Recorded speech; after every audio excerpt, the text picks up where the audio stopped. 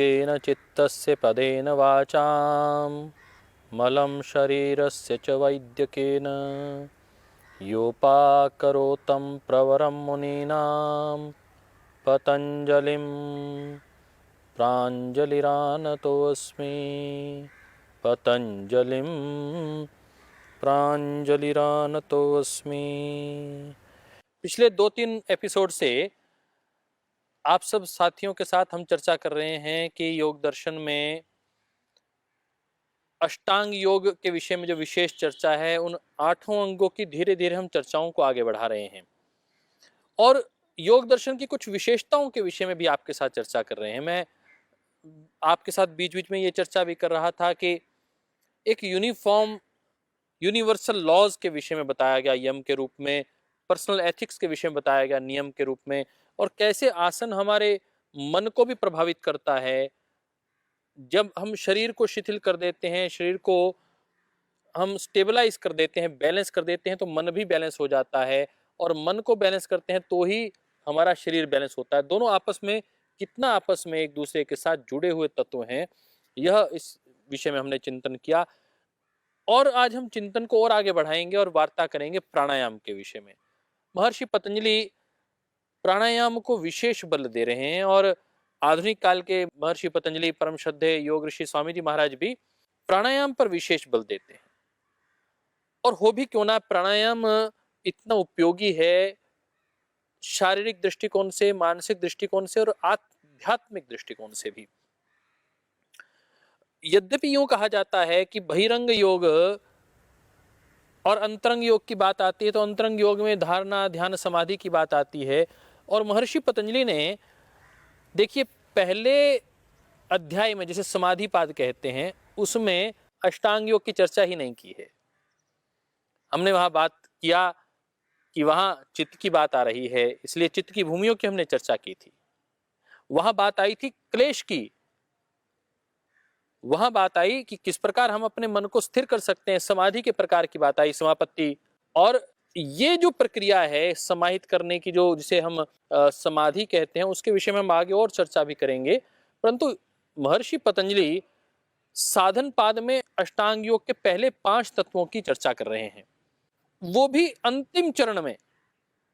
पहले शुरुआत कर रहे हैं क्रिया योग से, दूसरे अध्याय की, तपस्वाध्याय ईश्वर प्रणिधानानि क्रिया योग, वहां से शुरुआत कर रहे हैं और अंत में चलते चलते फिर बात कर रहे हैं यम की, नियम की, आसन की, प्राणायाम की। आज प्राणायाम की यदि हम बात करें तो प्राणायाम का यह दूसरे अध्याय का 49वां, 50वां, 51वां सूत्र, 52 का सूत्र, यह आज हम उसकी चर्चा करेंगे। और उसके बाद प्रत्याहार की चर्चा करेंगे। आपको लगेगा कि हमने ये विषय तो निरंतर सुने हैं, परंतु आज उन विषयों में क्या नवीनता, क्या विशेषता है, उसकी हम चर्चा करेंगे। मनुस्मृति के एक सूत्र के साथ आज हम अपनी बात को आगे बढ़ाते हैं। ध्यायन्ते ध्यायमानानां धातूनां च यथा मलः। जैसे अग्नि में तपने के बाद दोष अपने आप दूर हो जाते हैं, मल दूर हो जाता है, चाहे वो किसी भी प्रकार की धातु क्यों ना हो। जैसे हम अग्नि में देखते हैं, सुनियारे की दुकान पे जाते हैं तो वो फूंक मार रहा है सोने को शुद्ध करने के लिए, अग्नि के साथ उसको जला रहा है। और हम ये देखते हैं लगातार, ये हमारे ध्यान में रहता है कि जिस प्रकार की भी धातु हो, उसकी शुद्धिकरण अग्नि तत्व में बहुत अच्छे से हो जाती है। और ऐसे ही कहते हैं कि आपके जो मन की शुद्धि है, इंद्रियों की शुद्धि है, शरीर की, आत्मा की जो शुद्धि है, वो प्राणायाम के माध्यम से, प्राणों के माध्यम से होती है। इस चर्चा को हम आगे बढ़ाते हैं और चर्चा करते हैं कि प्राणायाम के विषय में महर्षि पतंजलि क्या कहते हैं। दूसरे अध्याय के 49वें सूत्र में महर्षि पतंजलि कहते हैं, तस्मिन् सति श्वास प्रश्वासयोर गतिर्विच्छेदः प्राणायामः। यह प्राणायाम है, श्वास प्रश्वास की गति। On this being establish stopping the movement of inhalation and exhalation is called pranayama. तो हम चर्चा इस प्रकार से करना चाह रहे हैं कि प्राणायाम आखिर महर्षि पतंजलि ने कितने बताए हैं। आज यदि हम बात करें तो बहुत प्राणायाम की चर्चा आती है, और आधुनिक काल में तो हम अलग अलग प्रकार के प्राणायामों की बात करते हैं, परंतु महर्षि पतंजलि जिन प्राणायाम को इंगित कर रहे हैं, वो प्राणायाम केवल मात्र 3 सूत्रों में उन्होंने 4 प्राणायाम के विषय में बात कही। आसनों के विषय में मैंने कहा था कि आसनों में उन्होंने 2 ही आसनों के विषय में विशेषता बात करते हुए तीसरे सूत्र में उसका समापन कर दिया। ऐसे ही इन 4-5 सूत्रों में प्राणायाम की चर्चा आएगी और इन 2 ही सूत्रों में उन्होंने 4 प्राणायाम के विषय में बताया कि बाह्य अभ्यंतर स्तंभ वृत्ति ही देश काल संख्या भी परिदृष्टो हो दीर्घ सूक्ष्म। जो एक्सेलेशन है, इनलेशन, रिटेंशन, जो ये 3 शब्द हैं, एक्सेल, इनहेल और रिटेंशन, इसके आधार पर वो कह रहे हैं कि हम प्राणायाम को अलग अलग बांट सकते हैं, इसका वर्गीकरण कर सकते हैं और उसमें प्लेस, टाइम और नंबर, स्थान, देश मतलब स्थान, काल, संख्या, इसके दृष्टिकोण से और दीर्घ और सूक्ष्म के दृष्टिकोण से आप प्राणायाम का वर्गीकरण किया जा सकता है।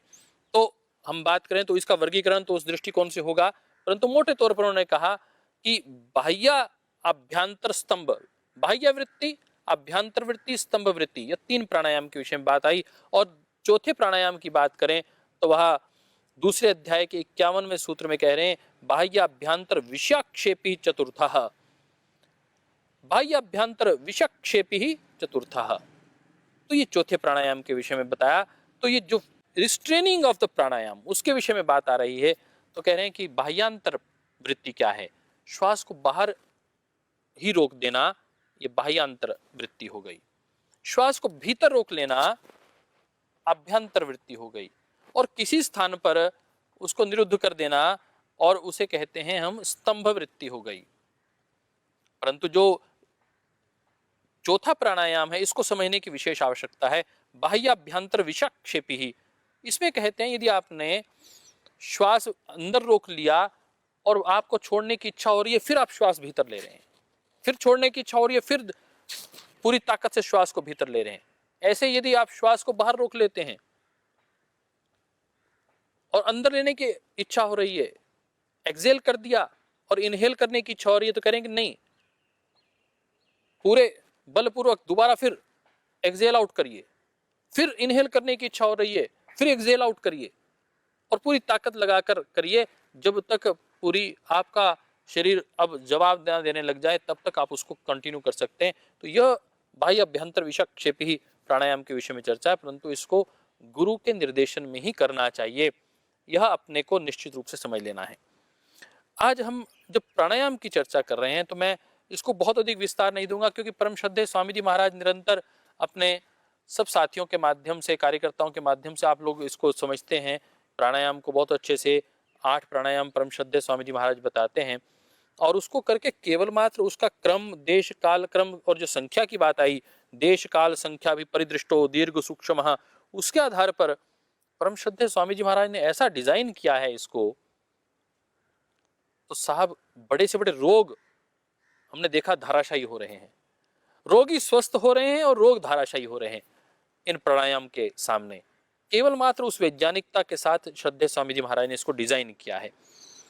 तो मैं परम श्रद्धेय स्वामी जी महाराज को आप सबकी ओर से नमन करते हुए, क्योंकि महर्षि पतंजलि ने ये श्रृंखला नहीं बताई है, मैं इस दृष्टिकोण से ये प्राणायाम आपके साथ साझा कर रहा हूं कि महर्षि पतंजलि जो योग के आधुनिक काल के पितामह पिता के रूप में हम जानते हैं, उन्होंने प्राणायाम के विषय में इतना ही बताया, बाह्य वृत्ति, अभ्यंतर वृत्ति, स्तंभ वृत्ति, बाह्य अभ्यंतर विषक्षेप ही, परंतु उन्होंने ये नाम की चर्चा नहीं की। उन्होंने कहा कि देश काल संख्या के दृष्टिकोण से, दीर्घ और सूक्ष्म के दृष्टिकोण से आप इसका वर्गीकरण कर लीजिए, परंतु उसका वर्गीकरण जो बात के ऋषियों ने किया है उन सबको प्रणाम करते हुए और परम श्रद्धेय स्वामी जी महाराज को जिन्होंने उस क्रम को हमारे लिए बांधा है उनको नमन करते हुए, यदि हम बात करें कि परम श्रद्धेय स्वामी जी महाराज ने इन 8 प्राणायामों की चर्चा की है, तो उसमें सबसे पहले यदि बात करें तो भस्त्रिका प्राणायाम, कपालभाति, बाह्य प्राणायाम, बाह्य प्राणायाम के बाद उज्जयी प्राणायाम, उसके बाद अनुलोम विलोम प्राणायाम, अनुलोम विलोम प्राणायाम के बाद फिर भ्रामरी उद्गीत करते हुए प्रणव ध्यान प्राणायाम। ये 8 प्राणायामों की श्रृंखला परम श्रद्धेय स्वामी जी महाराज ने बताई, और कमोवेश हम इसको देखते हैं कि इतनी यह वैज्ञानिक पद्धति है, इसमें ये तीनों प्रकार के अभ्यास आ गए, स्तंभ भी आ गया, बाह्य अभ्यंतर के दृष्टिकोण से भी पूरी चर्चा हो गई, मतलब पूरे कुंभक के दृष्टिकोण से भी इसमें बंद की चर्चा भी आ गई, मुद्रा के दृष्टिकोण से भी ये पूरा वर्गीकरण ही अत्यंत लाभकारी है। आप सब उसका नियमित रूप से पालन करें, परंतु आपको हमारे योग के शिक्षकों को इसकी जानकारी होनी चाहिए, क्योंकि वह वाईसीबी के एग्जामिनेशन की तैयारी करते हैं, वह अपने कार्यकर्ताओं को जब योग सिखाने के लिए जाते हैं तो उनको जानकारी हो। इस दृष्टिकोण से मैं ये चर्चा को आगे बढ़ा रहा हूँ, परंतु मुझे इसको बहुत अधिक लंबा नहीं करना है। मैं प्राणायाम के इस कार्यकाल को इसको यहीं आगे रोकते हुए आगे हम चलते हैं कि आखिर प्राणायाम से लाभ क्या होता है, प्राणायाम से क्या क्या लाभ होते हैं। परम श्रद्धेय स्वामी जी महाराज को आप ये सुनने बैठे तो मेरे को लगता है कि समय कम पड़ जाता है और व्यक्ति ऐसा खो जाता है कि प्राणायाम के इतने लाभ भी हो सकते हैं, परंतु महर्षि पतंजलि ने उनको वर्गीकृत करने का प्रयास किया कि उसके आध्यात्मिक लाभ की भी चर्चा की है, उसके मानसिक लाभ की भी चर्चा की है, और चर्चा करते हुए ये भी कहा कि किस प्रकार से योग्यता आपकी डेवलप होती है, उसकी चर्चा भी की है। तो 3 सूत्र मैं आपके साथ साझा करना चाहता हूं। पहला सूत्र जो है वह तो पहले अध्याय का जो एक सूत्र है 34वां, प्रचर्धन विधारणाभ्याम व प्राणस्य, प्रचर्धन विधारणाभ्याम व प्राणस्य, कि प्राणायाम को जब हम करते हैं तो उससे मन स्थिर हो जाता है, काम हो जाता है। प्राणायाम करने से क्या लाभ होता है, एक तो यह बताया। दूसरा कहा धारणासु च योग्यतः मनसः और ततः क्षीयते प्रकाशावरणम। तो हम शुरुआत करते हैं, जब महर्षि पतंजलि कह रहे हैं कि प्राणायाम से लाभ क्या होता है, ततः क्षीयते प्रकाशावरणम, ये इतना प्यारा सूत्र है साहब, मुझे बहुत पसंद आया। मैं आपके साथ भी इसकी चर्चा करना चाहता हूँ। आध्यात्मिक क्षेत्र में प्रवेश करने वाले कार्यकर्ताओं के लिए बहुत लाभकारी। तथा क्षीयते प्रकाश आवरणम, एक साधक के ऊपर जो मोह का आवरण पड़ा हुआ है, जो क्रोध का आवरण पड़ा हुआ है, जो अहंकार का, राग और द्वेष का आवरण पड़ा हुआ है, कहते हैं प्राणायाम करने से वो आवरण छट जाता है और भीतर से प्रकाश प्रस्फुटित होता है, वो दिव्यता प्रस्फुटित होती है और आपको प्रकाश तत्व दिव्यता की अनुभूति होने लगती है। तथा क्षीयते प्रकाश आवरणम, और कहते हैं कि आपके भीतर ही ईश्वर तत्व है, केवल मात्र वह पर्दे में, वह धुएं के आवरण में, वह बादलों के पीछे छिपा हुआ है, वह अहंकार के तत्व में छुपा हुआ है, उसको केवल मात्र दूर हटाना है। प्रकाश तत्व तो भीतर ही है, ईश्वर तो हमारे भीतर ही है, केवल उसे अनुभूत करना है, उसके लिए अपने आप को शुद्ध करना है, और शुद्धता प्राणायाम से आरंभ होती है। इसकी हम चर्चा आपके साथ आगे करेंगे, परंतु उसके साथ क्या योग्यता आती है। धारणासु च योग्यता मनसः, mind becomes fit for the धारणा, मन इतना एकाग्र हो जाता है, इतनी अच्छे से शुद्धिकरण उसका हो जाता है कि वो धारणा के लिए अब तैयार है। ये प्राणायाम का एक बहुत गहरा लाभ मैंने आपके साथ साझा किया। आध्यात्मिक जगत में प्रवेश मैं समझता हूँ इस दृष्टिकोण से होता है। प्राणायाम जहाँ शारीरिक स्वास्थ्य प्रदान करता है, मानसिक आपको आलंबन प्रदान करता है, और परम श्रद्धेय स्वामी जी महाराज जैसे महर्षि पतंजलि ने तो आध्यात्मिक चिंतन कहा कि धारणा की योग्यता बढ़ जाती है, आपका आवरण जो आत्मा पर पड़ा हुआ था, ईश्वर तत्व पर जो आवरण पड़ा हुआ था अहंकार का, मोह का, वह छट जाता है। परंतु श्रद्धेय स्वामी जी महाराज ने इसके वैज्ञानिक पक्ष की चर्चा की, और आज उस वैज्ञानिक तत्व को सारी दुनिया, पूरा साइंटिस्ट वर्ल्ड इसको समझ रहा है, पूरा साइंटिफिक, पूरी जो फेटर्निटी है इस बात को अब वो अनुभूत कर रही है कि कपालभाति करने से मसल्स की टोनिसिटी और मसल्स की स्ट्रेंथ बढ़ जाती है। आप यदि भस्त्रिका प्राणायाम कर रहे हैं तो लंग्स की एक्टिविटी आपकी बहुत अच्छे से होती है, लंग्स प्यूरिफाई हो जाते हैं और लंग्स स्ट्रांग होते हैं, स्ट्रेंथ उनकी बढ़ जाती है, वॉल्यूम आपका बढ़ जाता है, इनटेक ऑक्सीजन का बढ़ जाता है, ऑक्सीजनेशन, जो डायफ्रामेटिक डीप ब्रीदिंग की स्वामी जी महाराज बात करते हैं, स्टर्नम तक ऊपर खिंच जाता है, श्वास छोड़ते हुए नीचे, श्वास लेते हुए ऊपर। भस्त्रिका प्राणायाम में हम कहते हैं आपने श्वास को खींचा और पूरी रिब्स ऊपर की ओर चली गई, और फिर आप जब एक्सेल आउट करते हैं तो कैसे रिब्स नीचे की ओर जाती हैं, पूरी की पूरी ये जो आपकी रिब्स कैविटी है, वह केज है जो, वह किस प्रकार नीचे जाता है। तो यहाँ बीच में पेट और रिब्स के बीच में एक बहुत मोटी सी झिल्ली होती है, जो रिब्स से आपके पेट की रक्षा करती है, लीवर की रक्षा करती है, क्योंकि रिब्स जो हैं आपकी, वो पसलियां जो हैं वो बहुत नुकीली होती हैं, तो बीच में भगवान ने एक डायफ्राम डाल दिया है ना, वो डायफ्राम आपकी रक्षा करता है। तो डायफ्रामेटिक डीप ब्रीदिंग, लोग कहते हैं एब्डोमिनल ब्रीदिंग, तो हम भी कभी कभी सोचते थे कि एब्डोमिनल ब्रीदिंग भी होती होगी, परंतु श्रद्धेय स्वामी जी महाराज ने इसका निवारण किया कि श्वास तो केवल लंग्स तक ही आता है, आप श्वास को, वायु को कहाँ लेके जाते हैं?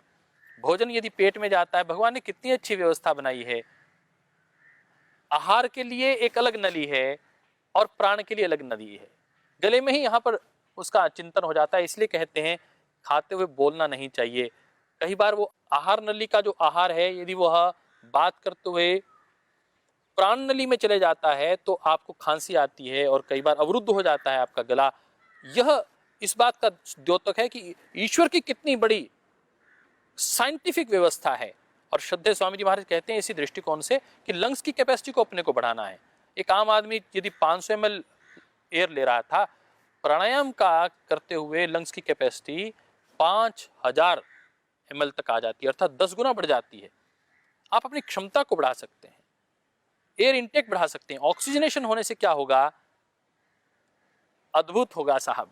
ऊर्जा का ऑक्सीजनेशन से तो ऊर्जा होगी। ग्लूकोज जब जलेगा, उस ग्लूकोज के जलने से क्या होगा? कार्बन डाइऑक्साइड अलग होकर निकलेगी, परंतु ऊर्जा वहां से निकलेगी। ऊर्जा शरीर को शक्ति देगी और कार्बन डाइऑक्साइड शरीर से बाहर निकलने का प्रयास करेगी, परंतु जलेगा कब? जब अंदर ऑक्सीजन होगी। और ये प्रक्रिया प्रत्येक सेल में हो रही है, एक सेल में ये प्रक्रिया की आवश्यकता नहीं है। 1.37 ट्रिलियन सेल्स हैं हमारे शरीर में, उन हर सेल्स को ऑक्सीजन की आवश्यकता है। हर सेल को एक माइटोकॉन्ड्रिया है, वो उसका एनर्जी का जनरेशन कर रहा है, वहां कंबस्टन चल रहा है, वहां ऑक्सीजन की आवश्यकता, और उसके माध्यम से ग्लूकोज बर्न होकर कार्बन डाइऑक्साइड को बाहर निकाल रहा है, ऑक्सीजन की आवश्यकता को वहां उपयोग कर रहा है, ऊर्जा वहां से निकल रही है। अब पूरे इतने सेल्स को यदि आपको ऑक्सीजनेशन करना है तो आपको लंबा गहरा श्वास लेना ही होगा। आइए खुले में बैठकर लंबा गहरा श्वास लेने का भस्त्रिका प्राणायाम, कपालभाति प्राणायाम। आपने यदि आप यहाँ राइट हैंड पर यदि आपके लीवर है, लेफ्ट पे यदि आपके स्प्लीन है, यहाँ बिल्कुल सेंटर में अपर एब्डोमेन में ही आपके एल, यदि हम बात करें थोरेसिक के साथ ही, जब नंबर शुरू होता है L1 L2 के पास ही पीछे यदि हम बात करें, तो पेनक्रियाज ग्रंथि है जो इंसुलिन का सिक्रेशन करती है, उसकी एक्टिविटी होगी तो आपको डायबिटीज नहीं होगी। पेट की एक्टिविटी होगी, पूरा एब्डोमेन की एक्टिविटी होगी, इलियम की एक्टिविटी होगी, ड्यूोडिनम की एक्टिविटी होगी, और आपका पूरा पेट अच्छे से पाचन क्रिया करेगा, डाइजेस्टिव एंजाइम प्रॉपर निकलेंगे और आपका डाइजेशन सिस्टम ठीक होगा, आपका रिप्रोडक्टिव सिस्टम ठीक होगा, आपका एक्सक्रीटरी सिस्टम ठीक होगा। कपालभाति प्राणायाम उसके ऊपर काम कर रहा है। मैं बहुत अधिक प्राणायाम की चर्चा नहीं करूंगा, परम श्रद्धेय स्वामी जी महाराज को नियमित रूप से सुनते हैं और उनके कहने के बाद तो कुछ बचता ही नहीं है। परंतु आज मैंने महर्षि पतंजलि के दृष्टिकोण से और परम श्रद्धेय स्वामी जी महाराज के दृष्टिकोण से प्राणायाम की चर्चा की, और प्राणायाम से क्या लाभ होते हैं उसका साइंटिफिक थोड़ी सी चर्चा आपके साथ मैं साझा कर रहा था। तो उसके साथ हम यदि आगे बढ़ें तो कपालभाति के बाद बाह्य प्राणायाम, श्वास को बाहर ही रोकना। जो अभी बात आ रही थी आभ्यंतर वृत्ति की बात आ रही थी, बाह्य वृत्ति की बात आ रही थी, तो ये बाह्य वृत्ति है, श्वास को बाहर ही रोक दिया। और उसके बाद ये कुंभक के साथ किया जा रहा है, पूरक, रेचक और कुंभक, इन तीन शब्दों को आप अपने हृदय में आत्मसात कर लीजिए। जो प्राणायाम करने वाले भाई बहन हैं, श्वास भरना पूरक, श्वास को छोड़ना रेचक, और श्वास को बाहर ही रोक देना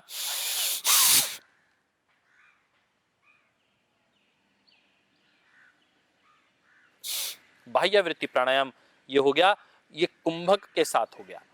तो हम अभी जो चर्चा कर रहे हैं इसका अत्यंत लाभ है। जब हम श्वास को एकदम रोक देते हैं और एकदम छोड़ते हैं तो रक्त का प्रवाह एकदम बाधित हो जाता है, और एकदम जब छूटता है तो जहां पर रक्त नहीं भी पहुंच रहा था वहां रक्त पहुंचता है और आप रोग मुक्त हो जाते हैं, ब्लॉकेजेस नहीं हो पाती हैं।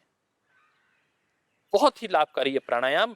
और उसके साथ अग्निसार क्रिया, एक क्रिया एडिशनल है यदि बाह्य प्राणायाम करते हुए।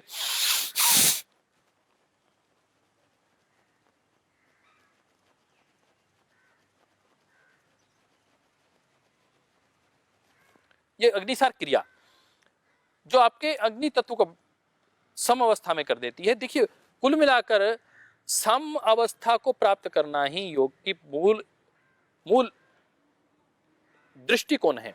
आयुर्वेद का मूल दृष्टिकोण भी यही है। समदोषः सम अग्निश्च सम धातु मल क्रिया प्रसन्न आत्म इंद्रिय मनः स्वस्थ इति अभिधीयते। समदोषा, तीनों दोषों को समवस्था करना। सम अग्निश्च, 13 प्रकार की अग्नियां उनको समवस्था करना। धातुओं को समवस्था करना, 7 प्रकार की धातुएं उनको समवस्था करना। मल की क्रियाओं को समवस्था करना। और ये सब कार्य इन प्राणायाम के माध्यम से होते हैं।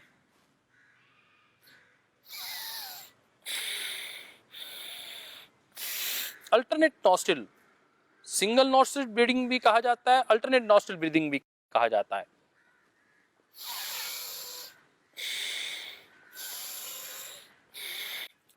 चंद्रभेदी,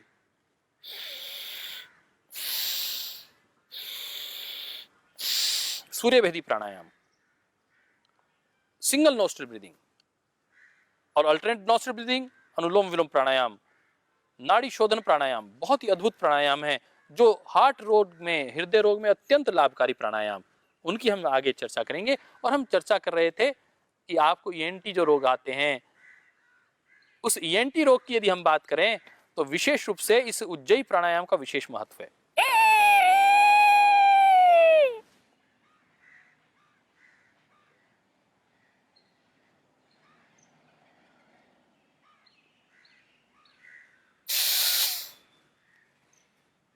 तो यह उज्जयी प्राणायाम ऐसे थोड़ा सा मल लेते हैं। यहाँ थाइमस ग्लैंड है, थायराइड पैराथायराइड ग्लैंड्स हैं, यहाँ से डब्ल्यूबीसी का सिक्रेशन होता है इस थाइमस ग्लैंड से। और आजकल कोरोना काल में इस थाइमस ग्लैंड को एक्टिवेट कर कर आप अपने अंदर नेचुरल एंटीबॉडीज पैदा कर सकते हैं। वो डब्ल्यूबीसी पैदा कर सकते हैं जो आपकी रोग प्रतिरोधक क्षमता को, जो बाहर के रोगों से, बैक्टीरिया और वायरस से लड़ने की क्षमता आपको प्रदान करते हैं, उसको अपने जीवन में धारण कर सकते हैं। ये अत्यंत लाभकारी। मैं सबसे निवेदन करूंगा कि वह उज्जयी प्राणायाम अवश्य किया करें। और फिर बात आती है भ्रामरी, उद्गीत,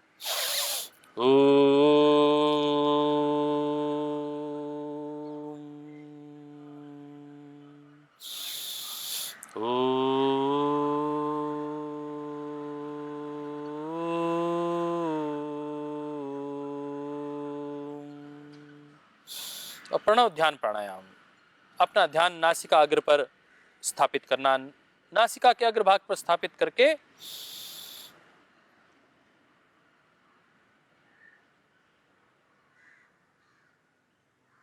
बहिर्मुखी से अंतर्मुखी हो जाना। अयम आत्मा ब्रह्मा शिवोहम शिवोहम।